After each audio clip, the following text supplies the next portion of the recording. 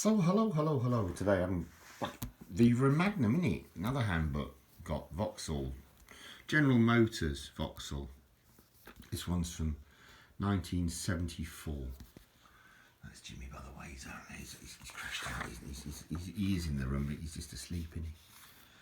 So Luton, Vauxhall Motors in Luton. You're not so far from where I was raised, I suppose, in Watford. Lovely cars, the Viva. The Magnum was the posh one, the Viva was the earlier one, you know. The Viva was a smaller engine car, so it's 1300 cc's, overhead valve, that means OHV. And then you had a Viva Deluxe, which was a sort of nearly 1800 cc's. But the Magnum was already an 1800, and then they also did a 2300 twin carb, and that was a rapid little car, I can tell you. It had slightly different twin headlamps. The Viva had sort of square headlights. Anyway, let's have a look in, because things will be explained to you by looking through the book, as it were. So that's the effective seat adjustments, things like that, sun visors. A friend of mine had one of these. In fact, we always used to joke because he drove up the back of a parked car once in this old Viva that he had. It had chrome bumpers. These cars were, excuse me, these cars were back in the day when they had chrome bumpers. And the more modern cars had plastic bumpers. And, well, my friend, I'm not proud of it, but nor was he, but he was pretty drunk, and he just drove up the back of a parked car, you know, and he delighted in the fact that his car wasn't damaged. But the one that he'd hit was a more modern Ford Escort Mark, whatever it was, 3. And it was written off almost, you know, the back end of it was all staved in sort of thing. He just drove off thinking, well, ha ha, you know, like the Scarlet Pimpernel. And never got caught, thank heavens. But as I say, I'm not advocating drink driving or anything like that, but a lot of it went on where I was when I was a kid.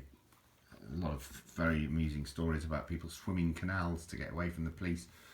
When they were stopped for drink driving, you'd just run for it, you know, run away, you know. And then a friend of mine evaded the police by literally swimming the Grand Union Canal. And they obviously didn't want to wet their uniforms, and so he got away with it. And when they turned up at his house the next day, he said, "No, I don't know anything about it, mate. Somebody must have stolen my car," you know. Ooh, we were cheeky. But so this was an interesting speedometer. It's like, it used to kind of have a needle, but it was not like a round thing, as you can see. It used to go that way. I remember my mate Adrian's car was like, it was exactly the same. And these, obviously, this is the more basic one, and then that will be the more sporty one. The oil pressure gauges and things like that.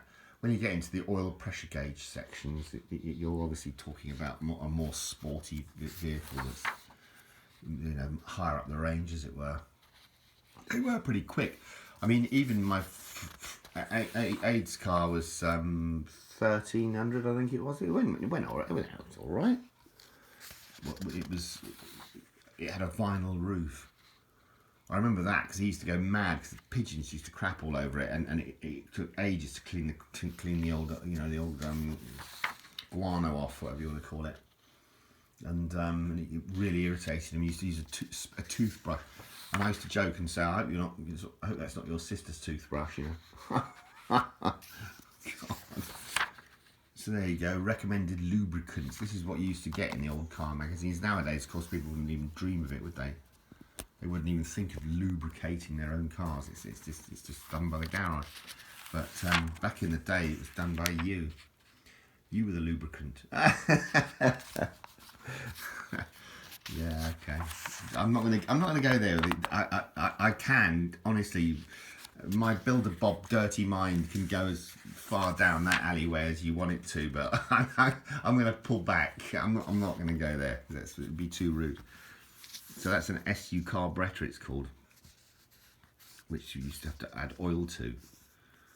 No, they were handy little things. They're easy to use, easy to work on. I understood them. Modern carburetors and fuel injection systems, I haven't got a clue.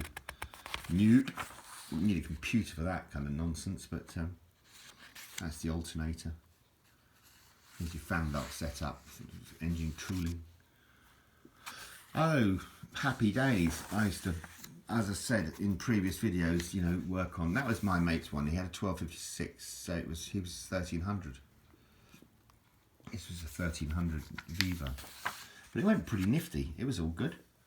It was enough, and it was economical as well. So there's your back axle, which you had to load with oil and make sure it wasn't leaking. You get this kind of very strange rumbling noise from the back of the car if you hadn't filled it up with enough oil. It was, you think, what the hell's that, you know? And who's in the boot? Who's in the trunk, boy? Some ogre in the trunk. But no, it was the oil was missing out of the back axle. And, no, these books were, I love them. I just like pouring through them occasionally. Yeah, that's as I say, that's the Magnum setup with the twin headlamps. And the Viva, I believe, had a single square headlight. A singular square one.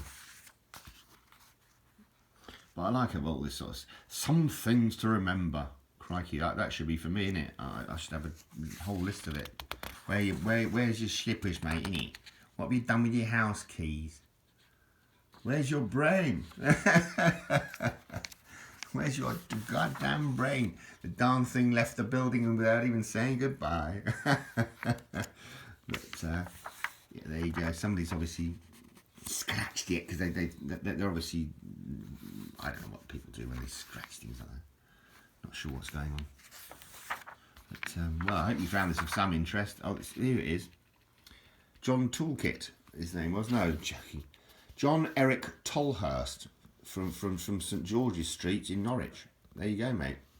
Shout out to John from St George's Street. So that was his car, chassis, frame number, all the rest of it.